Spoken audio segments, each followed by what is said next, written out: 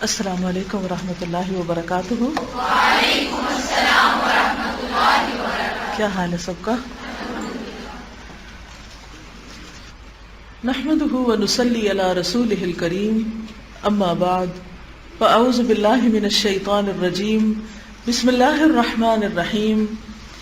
رب اشرح لی صدری ویسر لی امری واحلل عقدۃ من لسانی یفقہوا قولی۔ یکساں انسان۔ حدیث میں آیا ہے کہ پیغمبر اسلام صلی اللہ علیہ وسلم مدینہ میں ایک مقام پر بیٹھے ہوئے تھے۔ اس دوران وہاں سے ایک جنازہ گزرا۔ آپ اس کے احترام میں کھڑے ہو گئے۔ آپ سے کہا گیا کہ یہ ایک یہودی کا جنازہ ہے۔ آپ نے فرمایا، کیا وہ انسان نہ تھا؟ الیست نفسا؟ خدا پرستانہ زندگی کا اصول یہ ہے کہ ہر انسان کو عزت اور احترام کی نظر سے دیکھا جائے، خواہ وہ ایک مذہب سے تعلق رکھتا ہو یا دوسرے مذہب سے، خواہ وہ اپنی قوم کا آدمی ہو یا غیر قوم کا آدمی۔ احترام کا تعلق اس حقیقت واقعہ سے ہے کہ خدا نے جس طرح مجھ کو پیدا کیا ہے، اسی طرح اس نے دوسرے انسانوں کو بھی پیدا کیا ہے۔ ایک انسان خواہ وہ کوئی بھی مذہب یا کلچر اختیار کر لے، اس کی انسانی حیثیت بہرحال باقی رہتی ہے، اور اس مشترک حیثیت کی بنا پر وہ تمام لوگوں کے لیے بدستور قابل احترام بنا رہتا ہے۔ یعنی جب آپ کسی بھی انسان سے معاملہ کریں تو اس بنا پہ نہ کریں کہ اس کا مذہب اور دین اور وہ کیا ہے، کیونکہ اگر آپ انسانوں کے ساتھ معاملے میں یہ فرق رکھنے لگ جائیں گے تو اس کا نقصان کیا ہوگا کہ دین کی دعوت نہیں دے سکیں گے آپ۔ بعض اوقات کسی ایسے شخص سے آپ کا واسطہ پڑتا ہے جو بظاہر اس کے اندر کوئی دین کی بہت بڑی وہ نظر نہیں آتی پہچان، ایک دم آپ ججمنٹل ہو جاتے ہیں۔ لیکن جب آپ بات کرنے لگتے ہیں تو تھوڑی دیر میں آپ کو محسوس ہوتا ہے کہ اس کے اندر اگر ایک یہ خامی ہے تو کئی اور خوبیاں بھی ہیں، وہ آپ نے ابھی ایکسپلور نہیں کی ہوتی۔ لیکن اگر آپ اس کی کسی ایک خامی کی وجہ سے اس کو ریجیکٹ کر دیں تو نقصان کیا ہوتا ہے؟ اس کی باقی خوبیوں کو بھی کارآمد نہیں بنا سکتے۔ کیا سمجھ آئی بات؟ مثلا آپ ٹریولنگ کر رہے ہیں، ایئرپورٹ پہ کھڑے ہیں، ٹرالی لے کے کھڑے ہیں، سامان لینا ہے، آپ کے ساتھ کوئی خاتون کھڑی ہیں جنہوں نے حجاب نہیں کیا ہوا۔ اب آپ کا طرز عمل کیا ہوگا؟ مجھے نہیں اس سے بولنا، مجھے اس کو دیکھنا بھی نہیں، اس نے حجاب نہیں کیا ہوا۔ نتیجہ کیا ہوگا؟ وہ آپ سے دور ہو جائیں گے، آپ ان سے دور ہو جائیں گے۔ ہمارا بھی امپریشن غلط پڑے گا کہ جب لوگ دین پڑھ جاتے ہیں یا خود حجاب کرنے لگتے ہیں تو وہ ان کے اندر ایک کائنڈ آف ایروگنس آ جاتی، اور آپ اپنے آپ کو کیا کہہ رہے ہوتے ہیں؟ یہ میری ایمانی قوت ہے، میں غلط بات کو دیکھ کے برداشت نہیں کر سکتی۔ یہ جملہ آپ کو اکثر ملے گا کہ لوگ بہت زور شور سے یہ کہتے ہیں کہ میں کوئی غلط بات دیکھ کے برداشت نہیں کر سکتی۔ اگر آپ برداشت نہیں کر سکتے تو آپ اس کی اصلاح پھر کیجیے۔ مثلاً اگر باہر کچھ گرا پڑا ہے، کوئی کوڑا ووڑا، کوئی اور غلط چیز ہوئی پڑی ہے، تو اب آپ دیکھیں کہ میں کوڑا دیکھ کے برداشت نہیں کر سکتی، تو اگر نہیں کر سکتی تو آپ کو کیا کرنا چاہیے؟ اٹھا لیجئے، صفائی کر دیجئے۔ لیکن ہم اصلاح کی بجائے کیا کرتے ہیں؟ وہاں کھڑے ہو کے چند سلواتیں سنا کے ہم سمجھتے کہ ہم نے حق بات کہہ دی اور کوڑا وہیں پڑا۔ کیا حاصل ہوا؟ کیا حق کا اظہار بس ایسے ہی کرتے ہیں کہ جہاں سے گزرے وہاں آپ انگلیاں اٹھا اٹھا کے لوگوں کے اوپر چند باتیں بناتے، ان کو تانے دے دیں، اور اس کے بعد آپ کہیں میں غلط بات برداشت نہیں کر سکتی؟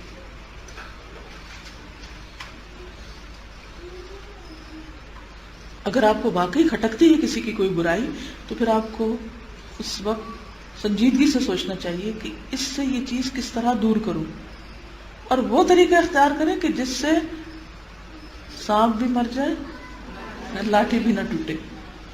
لیکن ہم لاٹھی توڑ دیتے اور سانپ بھی بھاگ چکا ہوتا ہے۔ لاٹھی بھی گئی، سانپ بھی گیا، حاصل کچھ بھی نہ ہوا. اور یہ کیوں ہوا؟ ہماری بے صبری کی وجہ سے، جس کو ہم نے حق پرست ہونا قرار دیا ہوا ہے. ہوتا ہمارا بے صبرا پن ہے، اور ہم نام اس کو کیا دیتے ہیں؟ حق پرست ہونا، ایمانی غیرت والا ہونا. جب آپ کسی آدمی کو دیکھیں اور آپ کی نظر اس کے اختلافی پہلو پہ چلی جائے، یعنی ڈفرنس آف اوپینین ہے کسی کے ساتھ، تو اس کا نتیجہ یہ ہوگا کہ آپ اس کے بارے میں نفرت اور توحش میں مبتلا ہو جائیں گے، وحشت ہوگی آپ کو. اس کے برعکس اگر ایسا ہو کہ آپ اس کو اس نظر سے دیکھیں کہ وہ ایک انسان ہے، وہ خدا کا ایک تخلیقی شاہکار ہے، اس کا موجوداتی وجود خدا کی اعلیٰ صفات کی یاد دلاتا ہے، تو ایسی حالت میں آپ ظاہری اختلافات کو بھول کر خدا کی خدائی میں گم ہو جائیں گے. اب مخلوق کے آئینے میں آپ کو خالق دکھائی دینے لگے گا. انسان کی صورت میں آپ ایک ایسی ہستی کا تصور کرنے لگیں گے جو آپ ہی کی طرح خدا کی پیدا کی ہوئی ہے، جو اتنا ہی محترم ہے جتنا آپ اپنے آپ کو محترم سمجھتے ہیں، جس کا تعلق خدا کے ساتھ اتنا ہی ہے جتنا خود آپ کا تعلق خدا رحمان اور رحیم کے ساتھ ہے. کسی انسان کا احترام انسان کے لیے نہیں ہوتا بلکہ خدا کے لیے ہوتا ہے. مومن جب کسی انسان کا احترام کرتا ہے تو یہ اس کی طرف سے دراصل اس کے خدائی احساسات کا اظہار ہوتا ہے، اور خدائی احساسات کے اظہار کی کوئی حد نہیں. اس کا تعلق کانٹے سے بھی اتنا ہی ہے جتنا پھول سے ہے. وہ ایک انسان کے معاملے میں بھی اسی طرح ظاہر ہوتا ہے جس طرح کسی دوسرے انسان کے معاملے میں. بات یہ ہے کہ زندگی میں کبھی آپ کو کانٹے سے واسطہ پڑتا ہے، کبھی پھول سے. ایسا ہی ہوتا ہے نا، آپ رستے میں جا رہے ہیں، ایک شخص ملے گا پھول کی طرح ہوگا، دوسرا ملے گا کانٹا ہوگا، پھر آپ کیا کریں گے؟ کانٹا بھی اسی نے پیدا کیا جس نے پھول پیدا کیا ہے نا. پھر کیا کریں گے آپ؟ صحیح، کیونکہ کانٹے کے لیے ہم بھی تو کانٹا بن جاتے ہیں نا، پھول کے لیے ہم بھی پھول ہوتے ہیں. مثلا آپ کسی بچے کو دیکھیں گے پیارا، وہ بے زبان، اس نے تو کچھ کہنا نہیں آپ کو، تو آپ دیکھیں ہائے کتنا پیارا بچہ ہے، پیار سے ہاتھ لگائیں گے، سب کچھ کریں گے. تھوڑا سا اس سے بڑا بچہ ہوگا جو بدتمیزی کرے گا تو پھر آپ کو پیار دیکھے کہاں جاتا ہے. کانٹا بھی اسی ٹہنی پہ ہے جس پہ پھول ہے. زندگی میں ہر طرح کے لوگ ملتے ہیں، کانٹے والے بھی پھول والے بھی. قدرتی بات ہے کہ پھول کے قریب آپ جاتے ہیں، اس کی خوشبو پاتے ہیں، اور جب کانٹا ہوتا ہے تو آپ بچ کے نکلنے کی کوشش کرتے ہیں. کانٹوں سے محتاط ضرور رہیے، لیکن کانٹے بھی ہمیں بہت کچھ سکھاتے ہیں. کانٹے نہ ہو تو پھولوں کی قدر بھی نہیں رہے گی، اور ہمیں اپنا بیلنس نہیں خراب کرنا. الخلق عیال اللہ، مخلوق اللہ کا کنبہ ہے، اور اللہ کے قریب سب سے زیادہ وہ ہے جو اس کے کنبے کے لیے سب سے زیادہ کیئر کرنے والا ہے. یہ تو اللہ ہی بہتر جانتا ہے، ہم کچھ نہیں کہہ سکتے انہوں نے کیا کہا اور کیا نہیں، کیونکہ آخرت کی باتیں غیب کی باتیں. تو ہم اپنے خیالات کو بس اپنے خیالات تک ہی رکھیں، ہم اس کو اظہار نہ کریں ان کا، کیونکہ غیب کی باتیں ہم کسی کے بہاو پہ کیا کہہ سکتے ہیں کہ انہوں نے ایسے کہا یا نہیں کہا. بس صرف دیکھیں ہم سب کے لیے جو بہت بڑا سبق ہے نا کہ عمل کا وقت یہی ہے. جو چلے گئے نا وہ اپنا ساتھ لے کے چلے گئے. اب جو ابھی وقت ہے نا ان کی باتیں کرنے کے بجائے ہم کیا کریں؟ عمل کے طریقے سوچیں کہ اتنے خیر خواہ ہم بھی بن جائیں، اور جو انہوں نے کیا اس سے زیادہ کرنے کی کوشش کریں. جب تک یہ احساس نہیں پیدا ہوگا نا تو بعض اوقات ہم اس میں بھی اپنا بہت سارا وقت لگا دیتے ہیں. بالکل صحیح. پہلی حدیثیں 70% ہیں، قولی 30% ہے. ہم ہر چیز صرف کہنا جانتے ہیں، کرنا نہیں جانتے. ہم سب کو کرنے کی ضرورت ہے. اور آج جو آیت نور آپ نے پڑھی تو میں اوپر جا کے سوچ رہی تھی جب کلاس ختم ہوئی کہ میں نے کیا سیکھا نا. میں ہمیشہ سوچتی کہ میرے لیے کیا ہے. تو مجھے خیال آ رہا تھا کہ جس کے اندر نور ہوتا ہے وہ چمکے بغیر رہتا ہی نہیں، وہ کبھی اس کے اپنے تک نہیں رہتا. سمجھ آئی کیا سک؟ تو جو نور کی مثال ہے، مثل نورہ کمشکات، تو وہ نور، نور ایمان جب اندر آتا ہے نور ہدایت اندر آتا ہے تو انسان کا اپنا اندر بھی جگمگا اٹھتا ہے، اور جس کا اپنا اندر جگمگا اٹھے تو یہ ہو نہیں سکتا کہ وہ دوسروں تک روشنی پہنچائے نہ، ہو ہی نہیں سکتا۔ کوئی چمکتی ہوئی چیز صرف اپنی ذات تک نہیں چمکتی ہوتی، یہ الگ بات ہے، کسی کی چمک چھوٹی ہے اور کسی کی بڑی ہے، لیکن اگر چمک ہے اندر، روشنی ہے اندر، تو وہ لازماً دوسروں تک جائے گی اور رک سکتی ہی نہیں۔ تو ہمیں یہ جائزہ لینا ہے، کیا واقعی ہمارے اندر نور آیا ہے؟ کیا واقعی ایمان آیا ہے؟ بالکل ٹھیک ہے، ان کی تو ہوتی ہے، لیکن ہمیں کیا کرنا چاہیے؟ میں جب کسی کے بارے میں سوچتی ہوں نا تو میں یہ نہیں دیکھتی کہ یہ بندہ تو ایسے کر رہا ہے، میں یہ سوچتی ہوں میں کیا کر رہی ہوں۔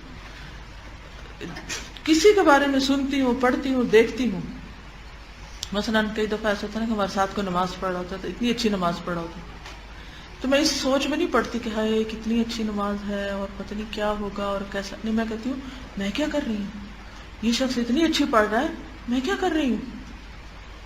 فوراً دیکھیے ہمیں زندگی میں نا اگر کچھ کرنا ہے نا، ہر چیز کا رخ اپنی طرف موڑ لیجیے، ہر چیز اپنے اوپر ٹیسٹ کیجیے، اپنے اوپر لے آئیے۔ اگر خیر خواہی پڑی ہے نا تو یہ نہ دیکھیے کہ کون کون خیر خواہ ہے، یہ دیکھیے میں کتنی خیر خواہ ہوں۔